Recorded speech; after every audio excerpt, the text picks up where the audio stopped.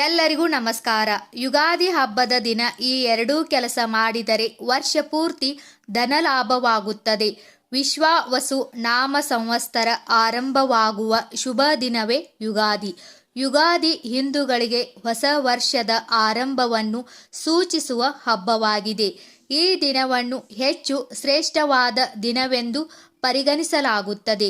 ಈ ಶುಭ ದಿನದಂದು ನಾವು ಈ ಎರಡೂ ಕೆಲಸಗಳನ್ನು ಮಾಡುವುದರಿಂದ ನಮಗೆ ವರ್ಷ ಪೂರ್ತಿ ಧನಾಗಮನವಾಗುವುದು. ಹಿಂದಿನ ವರ್ಷ ಅನುಭವಿಸಿದಂತಹ ಹಣಕಾಸಿನ ಸಮಸ್ಯೆಗಳು ಪರಿಹಾರವಾಗುವುದು. ಹೊಸ್ತಿಲ ಪೂಜೆ ಕಡ್ಡಾಯ.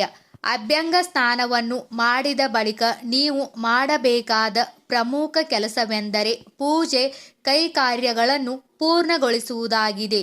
ಯುಗಾದಿ ಹಬ್ಬದ ದಿನದಂದು ಕುಟುಂಬದ ಸದಸ್ಯರೆಲ್ಲ ಒಟ್ಟಾಗಿ ಸೇರಿ ಪೂಜೆಯನ್ನು ಮಾಡುವುದು ಉತ್ತಮ.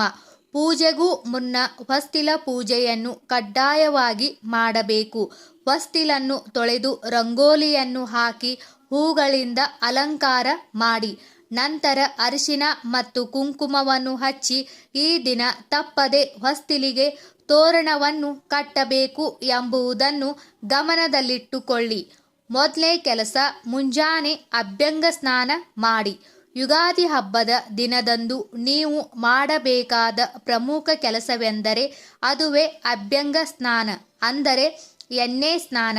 ಮುಂಜಾನೆ ಎದ್ದಾಕ್ಷಣ ನೀವು ಶುದ್ಧರಾಗುವುದಕ್ಕಾಗಿ ಅಭ್ಯಂಗ ಸ್ನಾನವನ್ನು ಮಾಡಬೇಕು.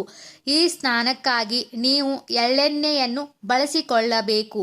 ಯುಗಾದಿ ಹಬ್ಬದ ದಿನದಂದು ಅಭ್ಯಂಗ ಸ್ನಾನವನ್ನು ಸೂರ್ಯೋದಯಕ್ಕೂ ಮುನ್ನ ಅಥವಾ ಸೂರ್ಯ ಉದಯಿಸುತ್ತಿರುವ ಸಮಯದಲ್ಲಿ ಮಾಡುವುದು ತುಂಬಾನೇ ಒಳ್ಳೆಯದು. ಕುಟುಂಬದ ಸದಸ್ಯರೆಲ್ಲ ಅಭ್ಯಂಗ ಸ್ನಾನವನ್ನು ಮಾಡಿದ ಬಳಿಕ ಹೊಸ ಬಟ್ಟೆಯನ್ನು ಧರಿಸಬೇಕು. ಒಂದು ವೇಳೆ ಹೊಸ ಬಟ್ಟೆಯನ್ನು ಧರಿಸಲು ಸಾಧ್ಯವಾಗದೇ ಇದ್ದರೆ ಅಂತಹ ಸಮಯದಲ್ಲಿ ನೀವು ಒಗೆದು ಸ್ವಚ್ಛಗೊಳಿಸಿದ ಬಟ್ಟೆಯನ್ನಾದರೂ ಧರಿಸಬಹುದು.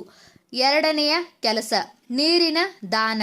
ಯುಗಾದಿ ಹಬ್ಬದ ದಿನದಂದು ಕುಡಿಯುವ ನೀರನ್ನು ಬಾಯಾರಿದವರಿಗೆ, ಹಸಿದವರಿಗೆ, ಪ್ರಾಣಿ ಪಕ್ಷಿಗಳಿಗೆ ನೀರನ್ನು ಕುಡಿಯಲು ನೀಡಬೇಕು. ಈ ದಿನ ಇವುಗಳಿಗೆ ನೀರನ್ನು ದಾನ ಮಾಡುವುದರಿಂದ ನಮ್ಮ ಪಾಪಗಳು ಪರಿಹಾರವಾಗುತ್ತದೆ, ಪುಣ್ಯ ಪ್ರಾಪ್ತವಾಗುತ್ತದೆ. ನೀರಿನ ದಾನವನ್ನು ನೀವು ಗಿಡ ಮರಗಳಿಗೆ ನೀಡುವುದರ ಮೂಲಕ ಕೂಡ ದಾನದ ಫಲವನ್ನು ಪಡೆದುಕೊಳ್ಳಬಹುದು. ಮನೆಯಲ್ಲಿ ಪೂಜೆ. ಹೊಸ್ತಿಲ ಪೂಜೆಯ ನಂತರ ಮನೆಯ ದೇವರ ಕೋಣೆಯಲ್ಲಿ ಮೊದಲು ಗಣಪತಿ ಪೂಜೆಯನ್ನು ಮಾಡಬೇಕು. ನಂತರ ಲಕ್ಷ್ಮೀನಾರಾಯಣರನ್ನು ಪೂಜಿಸಬೇಕು. ದೇವರಿಗೆ ಹೂವು, ಹಣ್ಣು, ಬೇವು, ಬೆಲ್ಲ ಹಾಗೂ ಸಿಹಿಯಾದ ನೈವೇದ್ಯವನ್ನು ಅರ್ಪಿಸಿ ಪೂಜೆಯನ್ನು ಮಾಡಬೇಕು. ಪೂಜೆಯ ಬಳಿಕ ದೇವರಿಗೆ ಅರ್ಪಿಸಿದ ಬೇವು ಮತ್ತು ಬೆಲ್ಲವನ್ನು ಕುಟುಂಬದ ಸದಸ್ಯರೊಂದಿಗೆ ಹಾಗೂ ಇತರರೊಂದಿಗೆ ಹಂಚಿಕೊಳ್ಳಿ. ಈ ದಿನ ವಿಷ್ಣು ಸಹಸ್ರನಾಮ, ಗಣೇಶ ಮಂತ್ರ, ಲಕ್ಷ್ಮೀ ಮಂತ್ರ ಇತ್ಯಾದಿ ಸ್ತೋತ್ರಗಳನ್ನು ಪಠಿಸಿ. ಯುಗಾದಿ ಹಬ್ಬದ ದಿನದಂದು ಪಂಚಾಂಗವನ್ನು ಓದುವುದು, ಕೇಳುವುದು ತುಂಬಾನೇ ಶುಭ ಫಲಗಳನ್ನು ಕರುಣಿಸುತ್ತದೆ. ಹಾಗೂ ಈ ದಿನ ಸಾಧ್ಯವಾದರೆ ಗೋವುಗಳ ಸೇವೆಯನ್ನು ಮಾಡಿ, ಇದು ಕೂಡ ಪುಣ್ಯವನ್ನು ನೀಡುತ್ತದೆ.